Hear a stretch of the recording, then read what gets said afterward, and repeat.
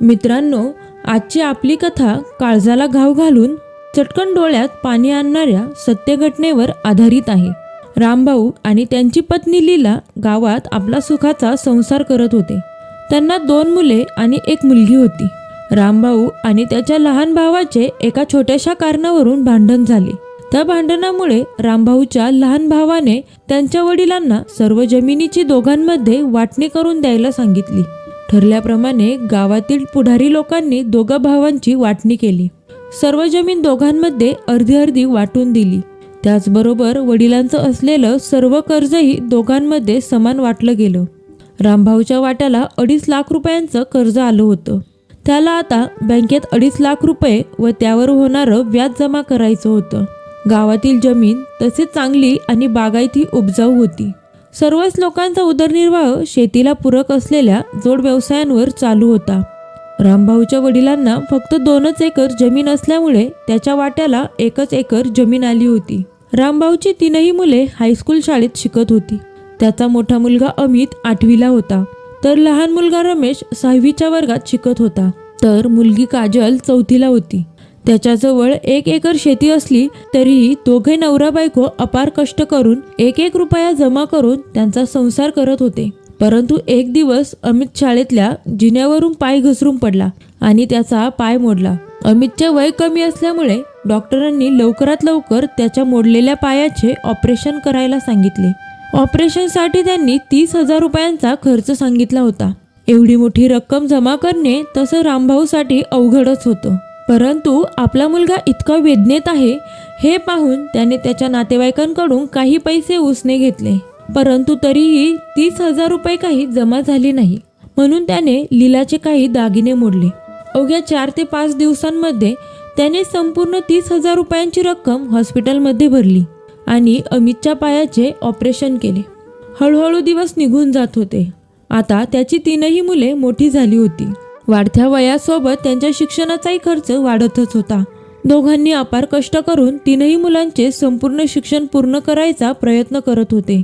अमित त्याची 12वी उत्तीर्ण झाल्यानंतर इंजिनिअरिंग करण्यासाठी पुण्याला जायचे ठरवतो. परंतु इंजिनिअरिंगच्या शिक्षणासाठी खूप खर्च येणार होता. काही दिवस विचार करून तो पुण्याला जायचा त्याचा निर्णय बदलतो. आपल्या मुलाचं शिक्षण अपूर्ण राहू नये म्हणून रामभाऊने त्याची असलेली 1 एकर शेतीही विकून अमितच्या शिक्षणासाठी पैसे जमा करून त्याला पुण्याला शिकण्यासाठी पाठवतो. लोकांच्या शेतामध्ये अहोरात्र कष्ट करत त्यांचे दिवस निघत होते. जसे तसे करून रामभाऊने आणि लीलाने त्यांच्या 3ही मुलांचं शिक्षण पूर्ण केलं होतं. आपल्या घरच्या गरीब परिस्थितीची जाणीव ठेवून 3ही मुलं खूप अभ्यास करून त्यांचे संपूर्ण शिक्षण पूर्ण करत होती. काही वर्षांमध्ये अमित त्याची इंजिनिअरिंग पूर्ण करून एका नामांकित मल्टीनॅशनल कंपनीमध्ये नोकरी करत होता. त्याचा लहान मुलगा रमेशही आर्मीमध्ये भरती झाला होता, तर काजल सरकारी शाळेत शिक्षिका म्हणून भरती झाली होती.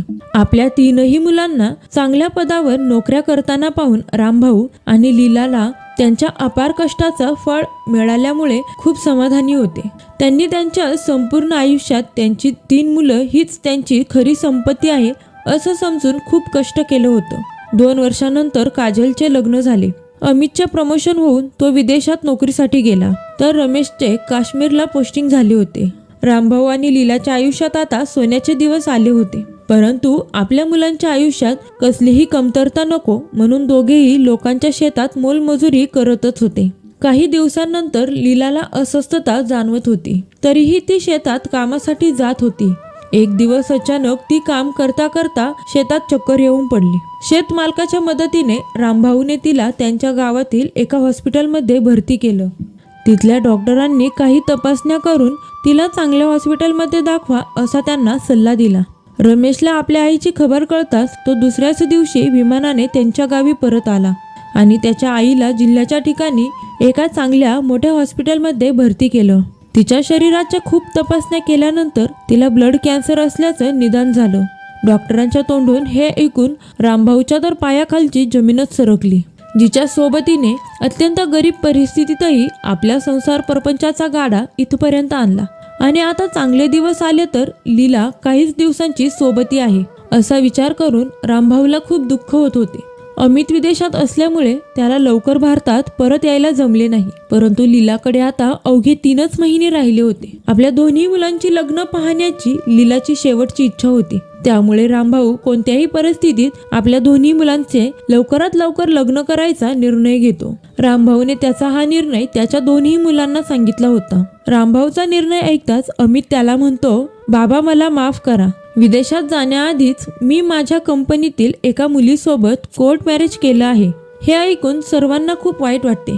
परंतु लीलाची अवस्था पाहून सर्वजण अमितचा हा निर्णय स्वीकारून आता रमेशच्या लग्नाच्या तयारीला लागतात. लीलाला त्यांच्याच गावातील एक मुलगी खूप आवडत असते.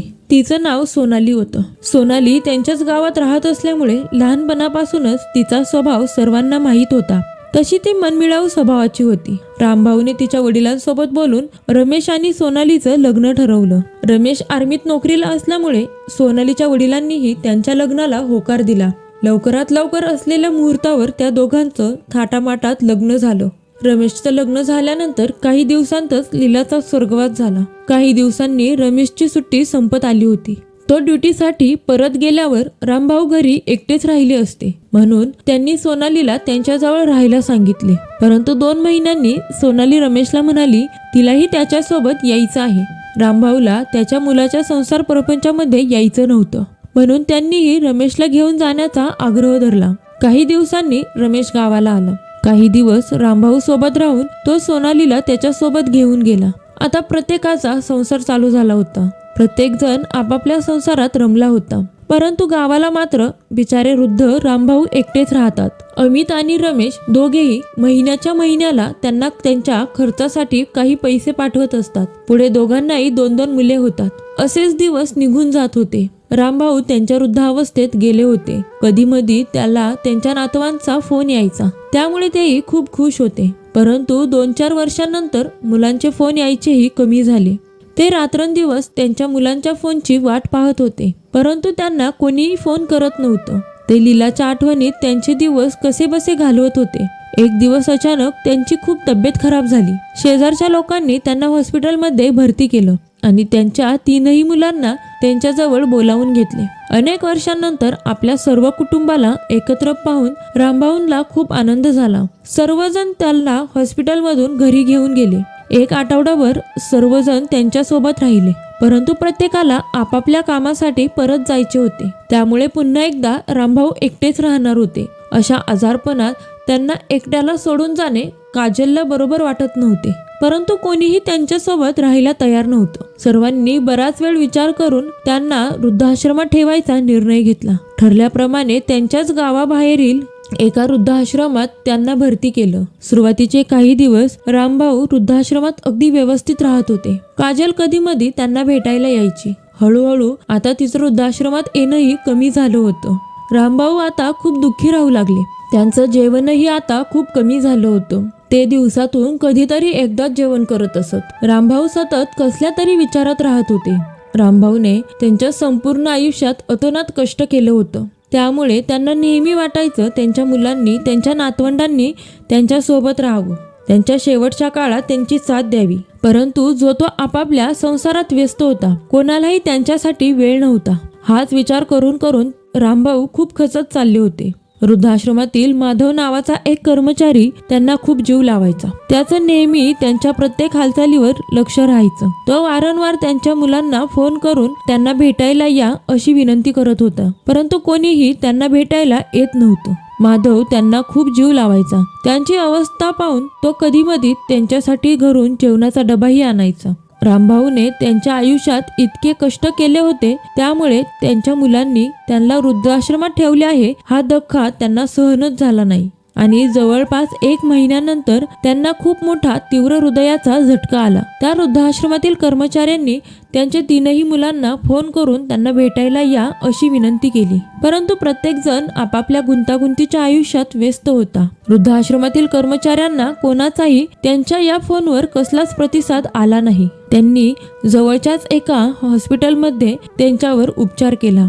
ते हृदयविकाराच्या झटक्यातून कसेबसे बाहेर निघाले. परंतु पुन्हा 1 वर्षानंतर त्यांची अचानक खूप तब्येत खराब झाली होती. त्यांनी त्यांच्या अन्नपाण्याचाही त्याग केला होता. माझ्या शेवटच्या काळात माझ्या मुलांना, माझ्या नातवंडांना माझ्याजवळ बोलवा, असे ते नेहमी माधवकडे हट्ट करत असे.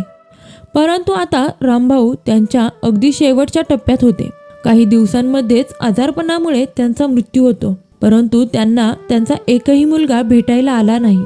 त्यांचा मृत्यू झाल्यावर वृद्धाश्रमातील कर्मचाऱ्यांनी पुन्हा एकदा त्यांच्या मुलांना फोन करून ही दुःखद घटना कळवली आणि त्यांना सांगितलं, शेवटचे अंत्यविधी करण्यासाठी तरी कमीत कमी लवकरात लवकर इकडे या.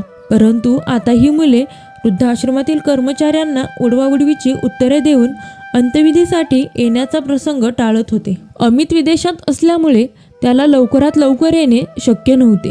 त्यामुळे वृद्धाश्रमातील कर्मचाऱ्यांनी रमेशला लवकरात लवकर ये असा हट्ट केला. त्यांनी जवळपास 6 ते 7 तास रमेश येण्याची वाट पाहिली, परंतु रमेश काही आला नाही आणि नंतर तो या लोकांचा फोनही उचलत नव्हता. शेवटी वृद्धाश्रमातील लोकांनीच रामभाऊंचा अंत्यविधी केला. मित्रांनो, आज मनुष्याने खूप प्रगती केली आहे, परंतु त्या प्रगतीबरोबरच माणुसकी कुठेतरी लोप पावत चालली आहे. अशीच ही माणुसकीला काळिमा फासणारी खूप दुःखद घटना एका छोट्याशा खेडेगावात घडली आहे.